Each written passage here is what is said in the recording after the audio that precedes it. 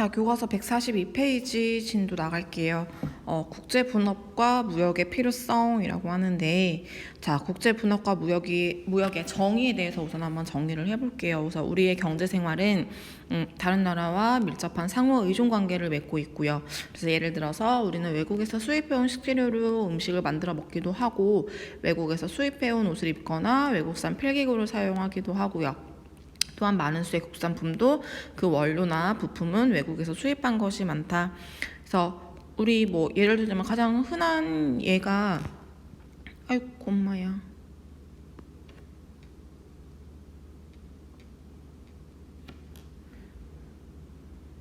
그래서 가장 흔한 예가 밀가루 되겠죠. 그죠? 원래 밀가루는 우리나라에서 만든 것이 아니라 수입해 온 거죠. 그래서 이러한 경제 생활을 가능하게 하는 것은 무엇일까? 그것은 바로 무역과 국제 분업이 활발히 이루어지고 있기 때문이래요. 그래서 자, 무역이란 정의를 한번 보자면 각 나라가 자신들이 생산한 상품이나 서비스를 다른 나라와 사고 파는 국제 거래를 의미한다라고 해서 키워드는 이제 국제 거래가 되겠죠. 그래서 과거에는 재화와 자원 위주의 국제거래가 대부분을 차지했지만, 자, 재화라고 하는 것은 눈에 보이는 물건이에요. 대부분을 차지했지만 오늘날에는 기술 및 서비스 분야도 다양하게 거래되고 있으며 노동력의 이동과 자본 거래의 규모도 점차 커지고 있대요. 그래서 외국인 노동자들이 되게 많죠. 반대로 우리나라 사람들도 외국에서 일하는 노동자들이 되게 많죠. 그런 것들의 이동도 다양하게 거래되고 있다라는 거 알아두시고요. 자, 왼쪽에 있는 퀘스천 한번 보실래요? 나라마다 대표적인 수출 품목이 다른 이유는 무엇일까? 라고 하는데 뭐 각 나라마다 생산 요소가 다 다르죠. 가장 그 나라에서 잘 생산해내는 생산 요소가 지역적으로 다르게 분포하고 있죠.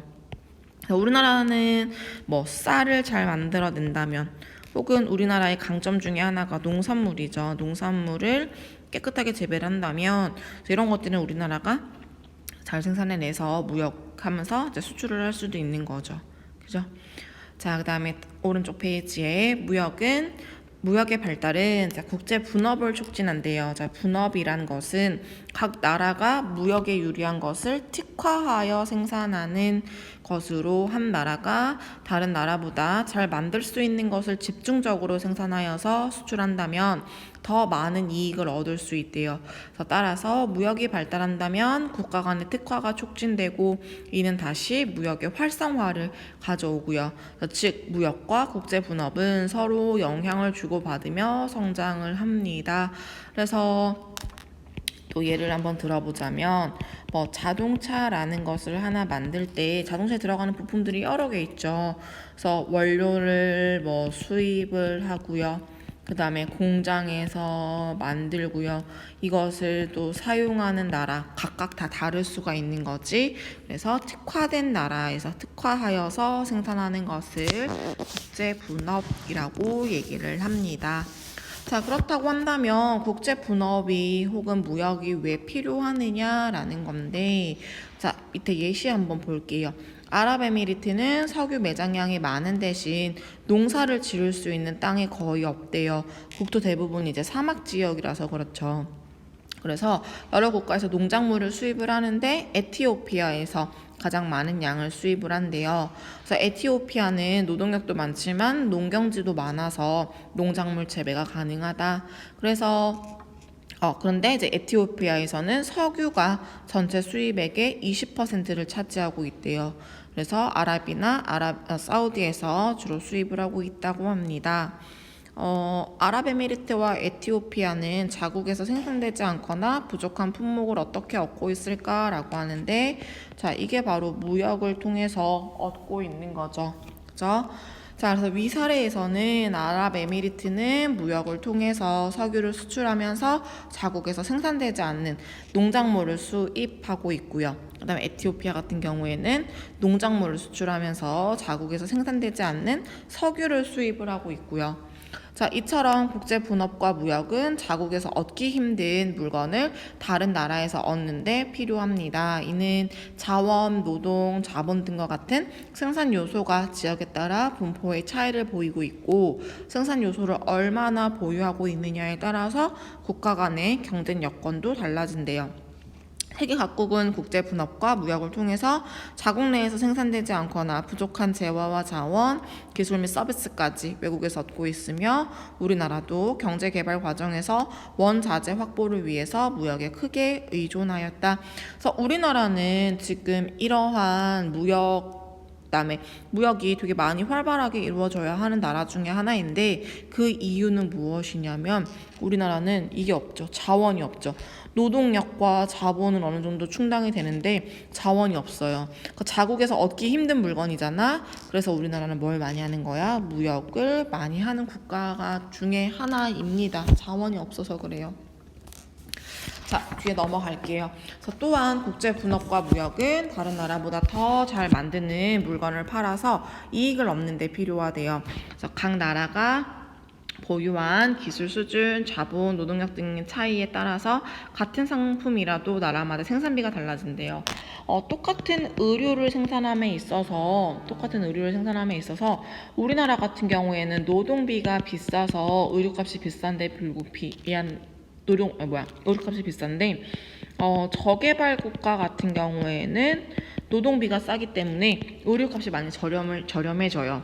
그래서 다른 나라보다 생산비가 적게 드는 상품은 수출하고 생산비가 많이 드는 상품은 수입하여 쓰는. 그래서 외국에서 우리나라 브랜드를 만약에 만든다고 하면은 우리나라는 수입하고 있는 거죠.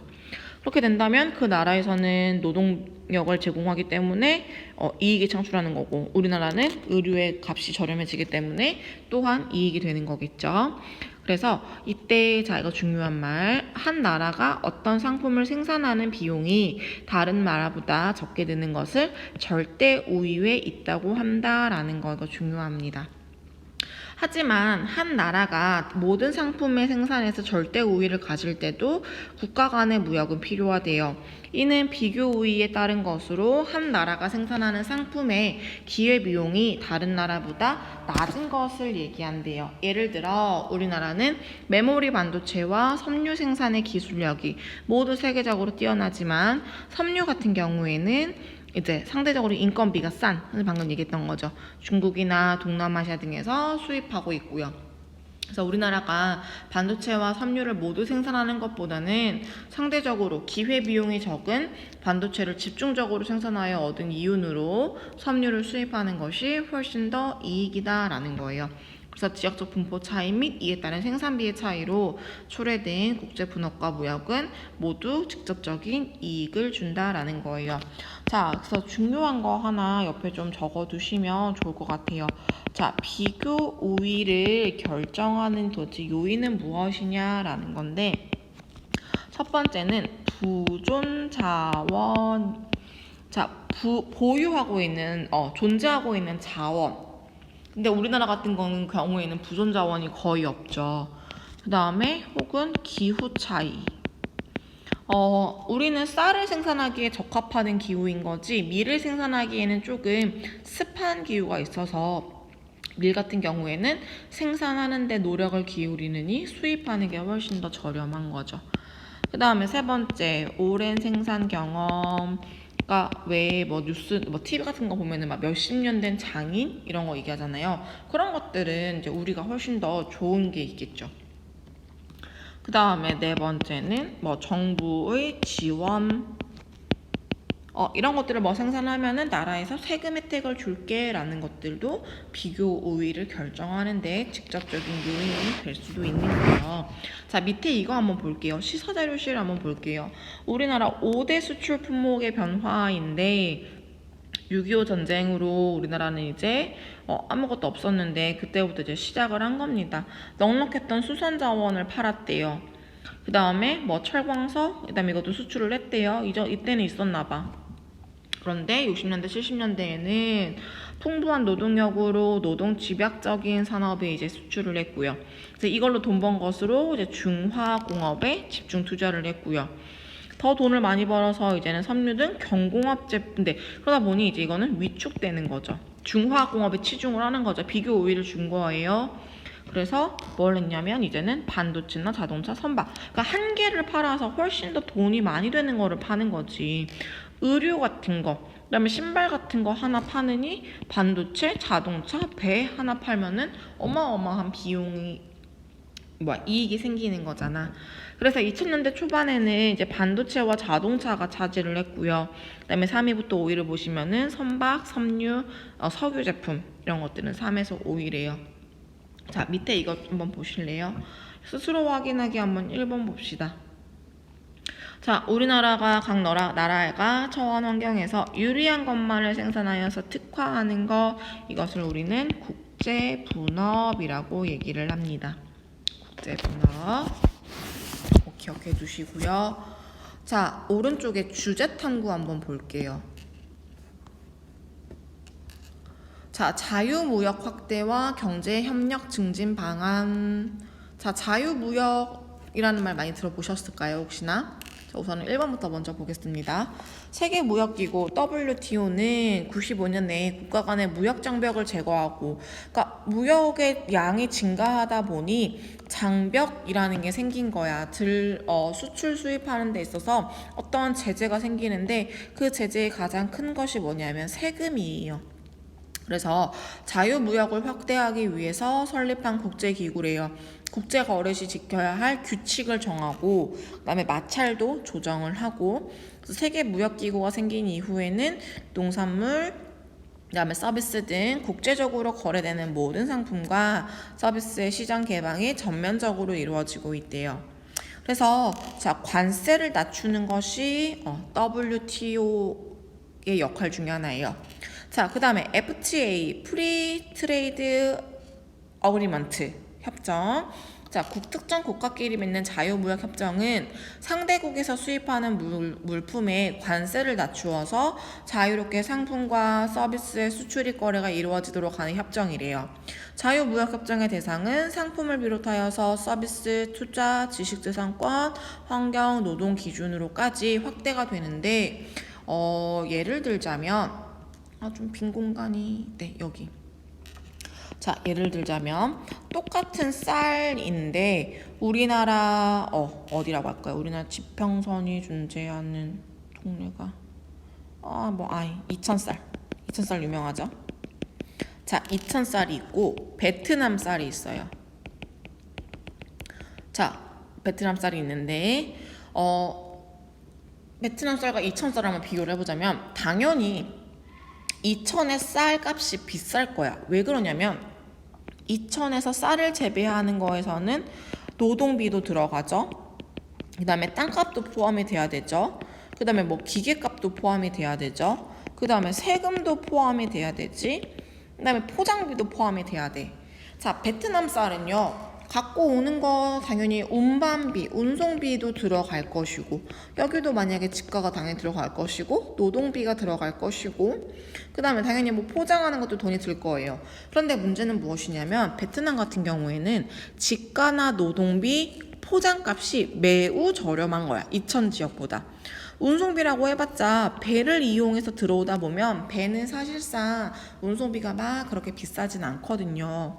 그러면은 당연히 가격이 이천 쌀이 훨씬 더 비싸게 될 것이야. 그래서 사람들이 뭐라고 하냐면 여기다가 관세를 매겨야지 외국에서 들어오는 건데 이렇게 얘기를 하거든요. 근데 FTA를 맺잖아, 우리나라랑 베트남이. 그러면은 이 관세를 없애주는 거야. 그럼 이제 한국의 시장에서는 이천 쌀과 베트남 쌀을 이제 경합을 하는 거지. 그러니까 사람들에게 선택권을 많이 주는 거예요. 가격이 조금 더 비싸더라도 나는 국내산 쌀을 먹을 거야. 나는 똑같은 쌀인데 차이가 있겠어? 나는 저렴한 베트남 쌀을 먹을래. 이거는 선택하는 거잖아요. 그래서 선택권을 더 주는 거고 관세를 없애자, 낮추자라고 하는 것이 FTA 자유무역 협정입니다. 그래서 여기 보시면은 한국, 중국 등 3국이 FTA를 동시 발효했대요. 그러니까 서로 관세를 내지 말자라는 거야. 마찬가지야. 베트남에서 파는 물건도 한국 물건에 대해서는 관세를 좀 낮추자라는 것이 포인트예요. 그래서 이제 대신 이제 품목을 정하자. 이렇게 2917개 이런 것들. 자, 세계무역협정의 영향 및 활동 사례라고 했는데, 자, 자료 1번과 2번을 참고하여서 세계무역기구와 자유무역협정의 기능과 역할 알아보자 라고 했는데, 자, 이게 오늘의 과제입니다. 그래서 과제 1번만 할게요. 1번에 자, 세계무역기구의 기능 및 역할, 그 다음에 두 번째는 자유무역협정 FTA의 기능 및 역할에 대해서 답변을 달아주시면 되겠습니다. 자, 그래서 오늘은 여기까지 하겠습니다. 그래서 아마 진도는요, 여러분들 151페이지까지 나갈 것 같아요. 다음 시간 1시간 학교 오셔가지고 앞에 프린트 내용 정리하고 그 다음에 151페이지까지 여기는 이제 또 어려운 내용 없거든요. 정리하면은 이제 시험 범위는 다 나갈 것 같고요. 수행평가에 대해서는 여러분들 학교 오시면 선생님이 설명하겠습니다. 그래서 오늘은 여기까지 수업할게요.